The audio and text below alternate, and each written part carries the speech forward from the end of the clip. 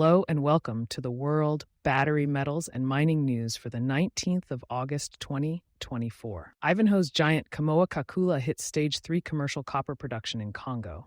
Ivanhoe Mines, TSX, IVN, continues to defy industry norms by advancing the Kamoa-Kakula copper project in the DRC, reaching Stage 3 commercial production ahead of schedule.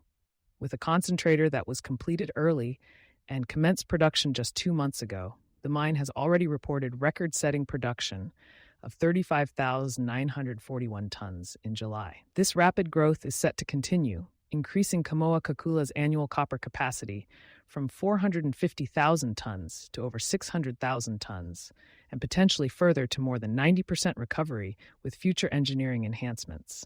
Notably, this mine, in which Zijin Mining holds an equal stake, is Africa's largest copper operation and third globally, trailing only Escondida and Grasberg. Still skeptical about man-made climate change? This is just business as usual in the cyclic world of commodities, driven by technology and sound engineering rather than doomsday environmentalism. If only more companies could take a leaf out of Ivanhoe's book and actually deliver on their project timelines. The future plans include a Stage 4 expansion, further proving Ivanhoe's knack for exceeding expectations in the mining sector. Ivanhoe's shares also saw a rise, reflecting investor confidence in their unerring operational prowess. Union at BHP's Escondida copper mine signs new deal, ending risk of strike. BHP and the union at Chile's Escondida mine, the world's largest copper producer, reached a crucial agreement, ending a strike that jeopardized global copper supplies. This 3-year deal introduces changes to optimize labor practices, improve equipment utilization, and support compliance with Chile's new 40-hour workweek law. While specifics of the agreement weren't fully disclosed, it is known that BHP upped its worker bonus offer to around $32,000 plus $2,000 in soft loans, climbing from an earlier figure of $28,900, but falling short of the union's demand tied to shareholder dividends. Before the agreement, the union had warned of potentially resuming the strike if the company didn't adjust its stance, showing the power dynamic at play.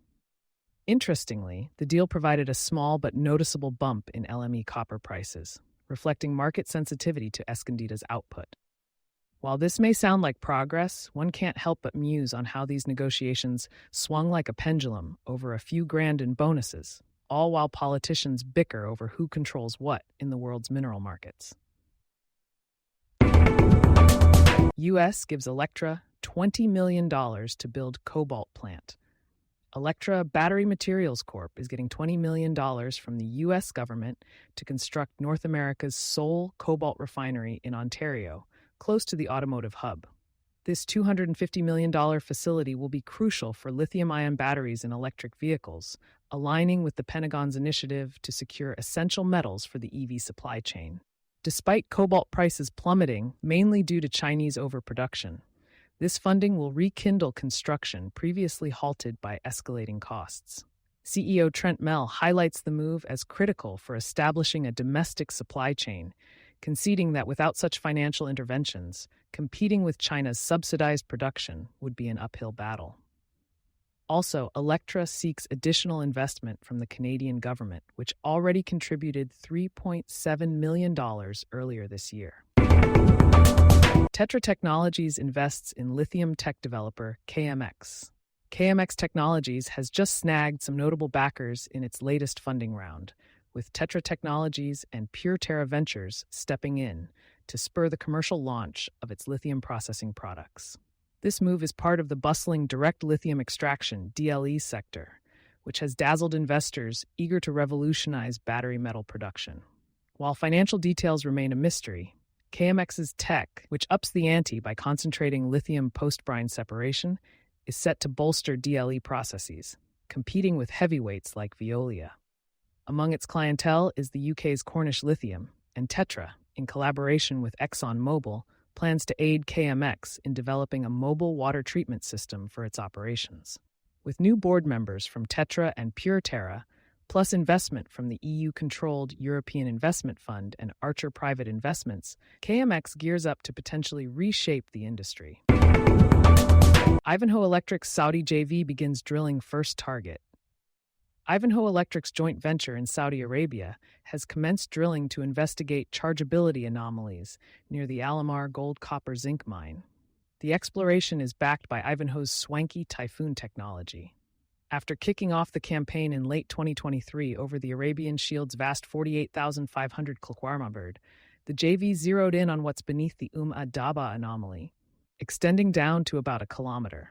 The first hole, a modest 250 meters, will poke the top, with future holes plunging even deeper. This isn't just a small win, it's a major milestone according to Ivanhoe's maestro, Robert Friedland, possibly the only guy who could convince you to drill into the Arabian desert. The JV aims to continue this aggressive drilling spree into 2025, with their shiny third Typhoon machine set to supercharge efforts. Move over, CO2 cycles. Here come the real underground storm chasers. Chinese copper exports fall from record as local demand rebounds. Chinese copper exports saw a significant drop last month, plummeting 40% from June, following an earlier peak driven by tumbling prices. Yet, exports were nearly double the rate of the previous year and up 43% over the first 7 months compared to 2023. This surge initially came as international prices reached a record in May, prompting China to offload copper, filling up overseas warehouses monitored by the London Metal Exchange.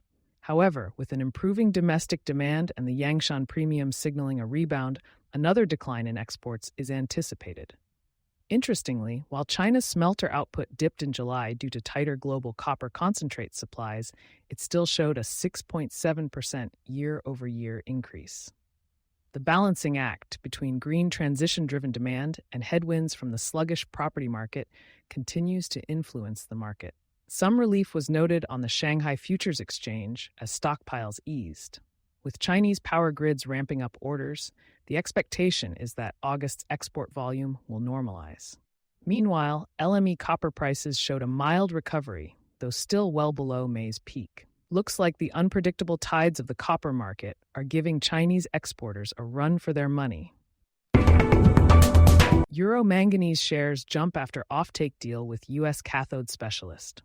Euro Manganese and San Diego-based Wildcat Discovery Technologies have inked a long-term offtake term sheet for manganese from the Chvaletice project in Czechia, the EU's only sizable battery-grade manganese resource. Although specifics on tonnage and financials were conveniently omitted, Wildcat aims to build a U.S.-based plant by 2026-2027 to produce cobalt nickel-free cathode materials.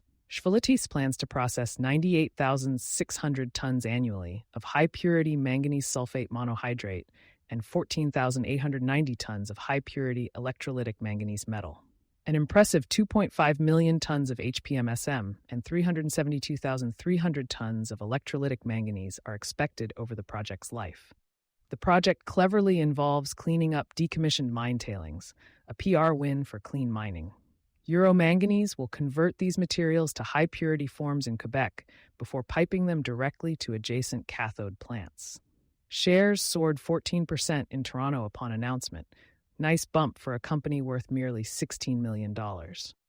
Yet one wonders if there's more hype than substance floating around.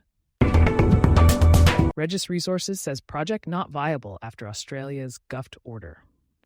Regis Resources RRL is grappling with a major setback as Australia's federal government has rendered its McPhillamys project not viable due to last-minute environmental protections. The twist? They planned a tailings dam to manage waste from the gold and silver mine, but Environment Minister Tanya Plibersek declared the site important for Indigenous cultural heritage. Sure, Plibersek suggested the dam could be relocated, but this would entail a fresh round of regulatory approvals, slapping a potential delay of 5 to 10 years. CEO Jim Beyer is understandably peeved, noting that the project had already jumped through numerous bureaucratic hoops for nearly 4 years. The miner is now left to reassess the project's $190 million carrying value, a vital metric in investor evaluations. Despite support from the Orange Local Aboriginal Land Council, other Indigenous groups oppose the project. Australia's AMEC has lambasted the government for creating a hazardous investment climate by overturning well-vetted projects based on last-minute objections. This fiasco unfolds as the Albanese administration promises to handle indigenous heritage more judiciously, facing scrutiny over the Jabaluka saga in the Northern Territory. As Regis shares dipped, one can't help but wonder if the permitting process is just an illusory game, stringing investors along. Collective mining fuses gold deposits into larger system at Guayabales in Colombia. Collective mining has uncovered promising drill results that connect its Apollo and Olympus deposits at the Guayabales project in Colombia, creating a sizable mineralized area. The latest findings from 8 diamond drill holes are part of a substantial 40,000-meter drilling program. Highlights include 220.6 meters averaging 0.89 grams gold per ton, with notable silver and copper content, promising a significant growth potential for the project. Collectively, mining stocks have reacted positively, hitting a new 12-month high. With an ambitious goal to develop Guayabales into a large-scale, high-grade gold, silver, copper, tungsten system, the company is capitalizing on high global demand for precious metals amidst tight supply constraints. Despite my skepticism of the green narrative, the company smartly emphasizes sustainable large-scale operations. Future plans include expanding the Apollo system and exploring new targets, aiming for notable resource growth.